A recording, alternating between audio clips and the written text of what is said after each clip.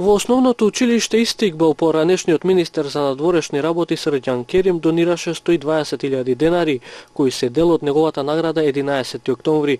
Според Керим, донациите во училиштата е влог на сегашните генерации за иднината. Кога ја добив октомвриската награда, одлучив паричните средства да ги донирам, и тоа во родниот град на татко ми, тоа е Штип, и во родниот град на мајка ми, тоа е Тетово. Овде има паралелки на македонски, на албански и на турски јазик, што значи ова е училиште кое символизира соживот и една меѓуетничка хармонија. Во ова тетовско училиште има над 2000 ученици.